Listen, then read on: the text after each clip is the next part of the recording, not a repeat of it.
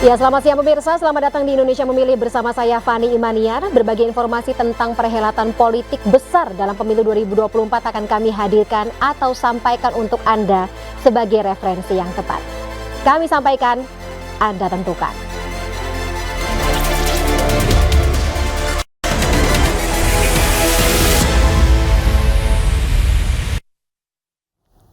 Ya pemirsa, calon presiden nomor urut 3 Ganjar Pranowo mengisi akhir pekan dengan rangkaian kampanye dan juga menyerap aspirasi masyarakat. Selain menggelar diskusi dengan rakyat, Ganjar juga menikmati kuliner tradisional dengan menu nasi gablok atau nasi ikan asin bersama warga.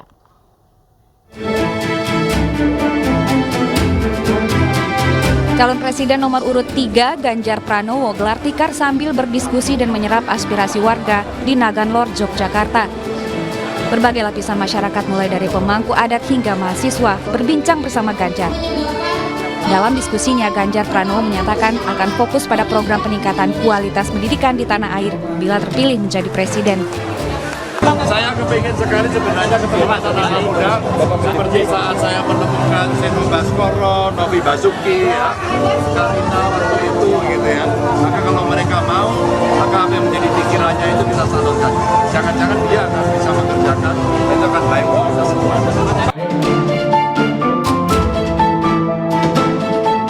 Tidak hanya itu, Ganjar juga melanjutkan perjalanan menyerap aspirasi masyarakat dengan berkumpul bersama warga di Kulon Progo. Sambil berbincang, Ganjar Pranowo menikmati kuliner tradisional nasi gablok atau nasi ikan asin atau ayam yang dicampur daun kemangi.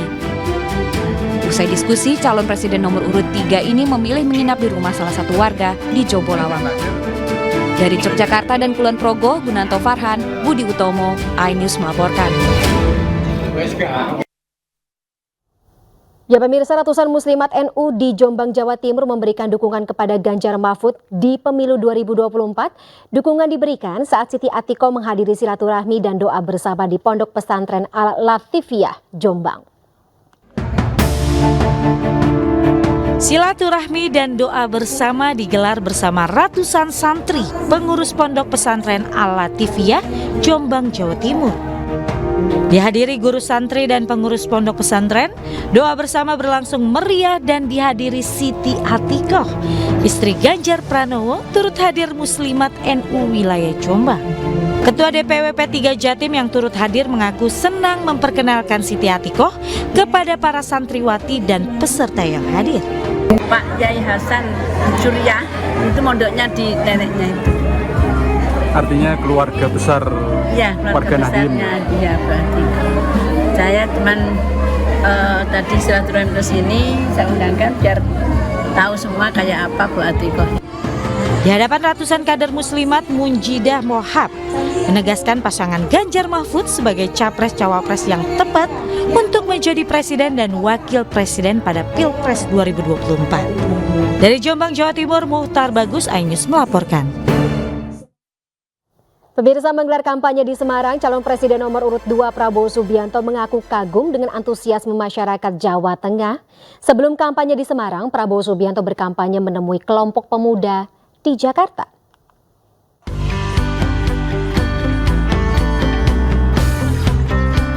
Capres dari Koalisi Indonesia Maju, Prabowo Subianto mengaku optimis meraih suara maksimal di Jawa Tengah. Dalam orasinya, Prabowo Subianto akan memberi makanan bergizi gratis kepada seluruh anak Indonesia. Prabowo juga menjamin pendidikan gratis hingga jenjang SMA. Dalam kirap kebangsaan tersebut turut hadir Cawapres Gibran Rakabuming Raka dan sejumlah ketua umum Partai Koalisi Indonesia Maju. Diberi mandat oleh rakyat Indonesia yang pertama kali kami laksanakan memberi makan bergizi untuk seluruh anak-anak Indonesia.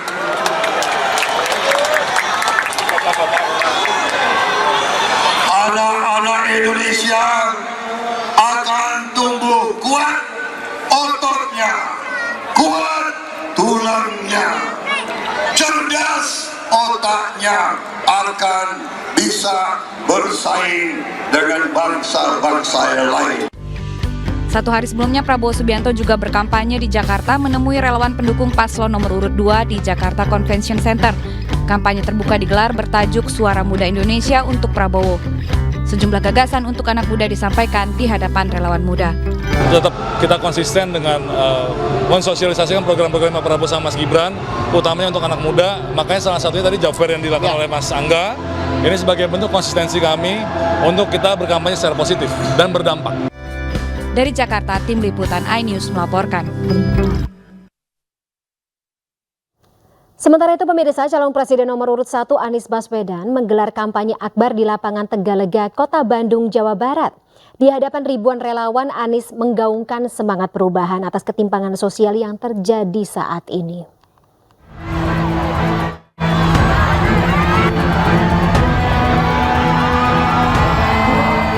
Calon Presiden nomor urut 1 Anies Baswedan menghadiri kampanye akbar di lapangan Tegalega, Kota Bandung, Jawa Barat dengan mengusung tema Saatnya Menang untuk Perubahan. Acara ini dihadiri petinggi parpol pengusung dan wakil presiden ke-10 dan ke-12 Republik Indonesia, Yusuf Kala. Dalam pidatonya, Anies menggaungkan semangat perubahan adil dan makmur dari ketimpangan sosial yang menurutnya terjadi di rezim pemerintahan saat ini, mulai dari tingginya harga bahan pokok, pupuk, BBM, dan biaya pendidikan yang mahal, serta menyulitkan masyarakat. Kita semua berkumpul di Bandung, menyamakan langkah kita untuk melakukan perubahan. Kita akan menuju Indonesia adil makmur bagi semua. Kita tidak menginginkan ketimpangan dan ketidakadilan dibiarkan terus-menerus. Usai berkampanye di lapangan Tegalega, mantan Gubernur DKI Jakarta ini melanjutkan agendanya di Kota Bandung untuk bertemu relawan dan seniman. Dari Bandung, Jawa Barat, Billy Maulana Fikran, iNews melaporkan. Ya pemirsa, Partai Perindo berhasil lolos ke Senayan dari hasil survei yang dilakukan oleh lembaga survei Sigma Populis Indonesia. Partai Perindo berada di urutan 9 besar dengan elektabilitas 4,5% suara.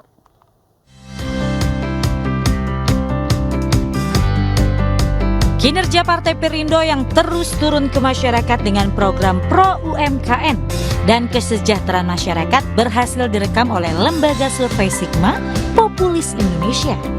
Hasilnya partai pimpinan Haritanu Sudibyo ini memperoleh 4,5% di atas partai parlemen P3 yang hanya 4,3%. Hasil ini memastikan Partai Perindo berhasil lolos ke Senayan karena telah melewati ambang batas parlemen 4%. Perindo hasil survei kita dia memperoleh suara sekitar 4,5%. Ini sebetulnya tidak terlalu mengagetkan karena mereka cukup punya media yang bisa dipakai untuk mensosialisasikan itu. Kemudian kalau menyangkut P3, ini mungkin karena faktor di internal sendiri seperti yang saudara juga ketahui. Sigma Populis Indonesia melakukan survei elektabilitas partai terhadap 1.200 responden di 34 provinsi dengan metode telepon pada 14 sampai 20 Januari 2020. Dari Tangerang Selatan, Banten, Nunung Purnomo, iNews melaporkan.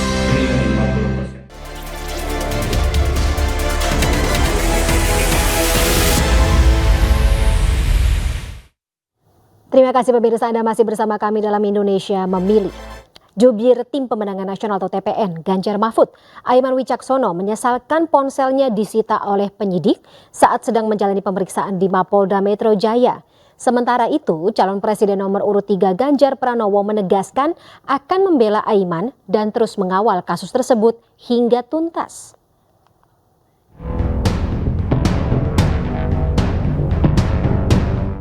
Juru bicara TPN Ganjar Mahfud Aiman Wicaksono menjalani pemeriksaan selama 12 jam di Mapolda Metro Jaya Jumat lalu. Aiman diperiksa sebagai saksi terkait ucapannya yang menyebut ada dugaan aparat tidak netral dalam pemilu 2024. Aiman bersama sejumlah advokat dan relawan Ganjar Mahfud mempertanyakan atas kasus yang menjeratnya. Sebab kritik dilontarkan untuk perbaikan institusi Polri di tengah krisis kepercayaan terhadap netralitas aparat dalam pemilu. Aiman menambahkan tak hanya ia yang menyampaikan kritik, sejumlah media massa juga menyampaikan kritik serupa terkait netralitas Polri. Demokrasi harus tetap tumbuh di pemilu yang netralitas menjadi isu yang sampai detik ini terus menjadi hal kekhawatiran. Dan ketika saya menyampaikan kekhawatiran itu, mengingatkan, mengkritisi, maka apa yang saya dapatkan adalah proses yang berujung pada pidana. Tentu ini masyarakat yang bisa menilai, padahal apa yang saya sampaikan juga saya tegaskan juga, disampaikan juga oleh sejumlah media, tadi saya sebutkan juga ya, saya sebutkan lagi, ada dan kita perlihatkan tadi di BAP ya. Media Indonesia ya, 10 November ini tertulis pemasangan baliho libatkan polisi. Ya. 10 November ya. Ini. Kemudian ada juga majalah Tempo dan juga podcast Bocor Alus Tempo ya, tanggal 2 Desember 2023. Lalu kemudian majalah Tempo ini, Bayangkara Berburu Suara misalnya. Ini juga ditulis oleh media-media ini. Dan apa yang saya sampaikan itu persis dan bahkan lebih detail disampaikan oleh media-media ini. Pertanyaannya, apakah media-media ini menyampaikan berita bohong? Jawabannya tentu tidak. Lalu kenapa saya di proses pidana? Ini pertanyaan yang besar yang jawabannya saya serahkan kepada publik. Sementara itu, calon presiden nomor urut 3 Ganjar Pranowo menegaskan pihaknya akan terus membela Aiman dan mengawal kasus ini hingga tuntas. Kami akan bela Aiman. Aiman adalah seorang jurnalis yang sedang menceritakan kondisi dengan hak dan kebebasan jurnalismenya. Maka sebenarnya cara melawannya bukan menangkap, bukan memeriksa, tapi silakan Anda punya hak jawab. Itulah pers yang bebas yang saat itu diperjuangkan dalam era reformasi. Tim Ganjar Mahfud hari ini akan mendampingi. Kita akan tanyakan pada penegak hukum, apa sebenarnya yang terjadi. Dalam pemeriksaan di Polda Metro Jaya, penyidik menyita ponsel Aiman dengan dalih untuk kepentingan pembuktian dalam penyidikan. Meski Aiman keberatan, Aiman bersikukuh akan melindungi identitas narasumber yang memberikannya informasi. Dari Jakarta. Sementara itu pemirsa, Badan Pengawas Pemilu Kota Semarang, Jawa Tengah mendapati ratusan anak di bawah umur hadir dalam kampanye Prabowo Gibran di lapangan Simpang 5 Semarang. Ratusan anak yang menggunakan alat peraga kampanye atau APK diminta melepas APK yang digunakan saat sedang berkampanye. Ratusan anak di bawah umur didapati bersama orang tuanya menghadiri kampanye terbuka Prabowo Gibran di lapangan Pancasila Semarang, Jawa Tengah. Terlihat anak-anak ini mengenakan baju kampanye dan membawa bendera partai. Petugas Bawaslu yang memantau langsung menghimbau orang tuanya untuk melepas APK dan baju yang dikenakannya. Dalam kampanye ini terdapat ratusan anak di bawah umur ikut kegiatan kampanye mengenakan atribut paslon hingga partai. Nah, sejauh ini sudah ada tadi kurang lebih informasinya sudah ada hampir ratusan lah yang kemudian kita himbau ya untuk kalau dia mengenakan atribut kita minta untuk lepas atau dibalik. Pada kegiatan kampanye dan kirap budaya Prabowo Gibran, Bawaslu Kota Semarang menerjunkan 50 personel untuk mengawasi jalannya kampanye. Dari Semarang, Jawa Tengah, Kristiadi Anyus melaporkan.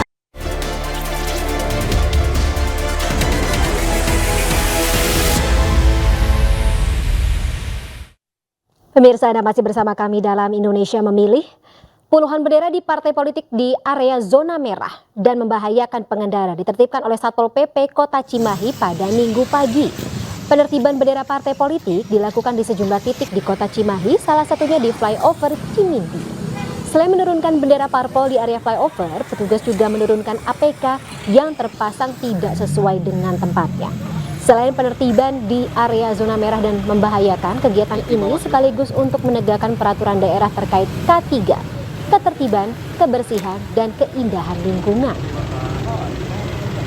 Adalah yang sudah kesekian kalinya Bawaslu meminta untuk menurunkan APK yang ada di Kota Cimahi, terutama yang ada di flyover, karena di samping di flyover juga ada di tempat lain, terutama ada yang di tempat pendidikan, ada di tempat ibadah.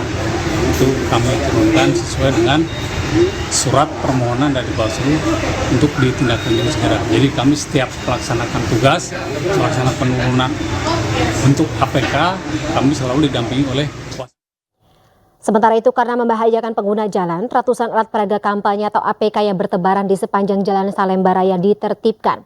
Dan informasinya sekaligus menutup jumpa kita di Indonesia Memilih hari ini. Dan jangan lupa 14 Februari 2024 sama-sama kita sukseskan pemilihan umum untuk Indonesia yang lebih baik. Saya Fani Imaniar, terima kasih dan sampai jumpa.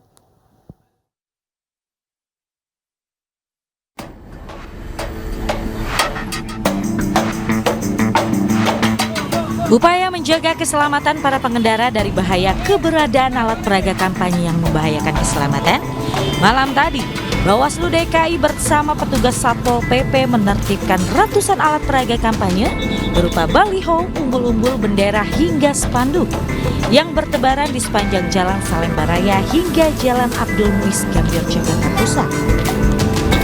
Sasaran utama penertiban adalah APK yang keberadaannya membahayakan pengguna jalan yang terpasang di pagar pembatas jalan, JPO, tiang lampu, dan tiang listrik hingga flyover. Tak hanya mendapati banyaknya baliho yang nyaris roboh, petugas bahkan menemukan sejumlah baliho berukuran besar yang sudah tumbang melintang di badan jalan. Selain melanggar aturan dan merusak keindahan tata kota, penertiban alat peraga kampanye juga sebagai tindak lanjut atas terjadinya insiden pengguna jalan yang tertimpa APK di sejumlah daerah yang menyebabkan luka-luka hingga meninggal dunia. Malam ini saya kira kita bergerak bersama dengan seluruh stakeholder. Ini memang tidak bisa sekaligus dilakukan.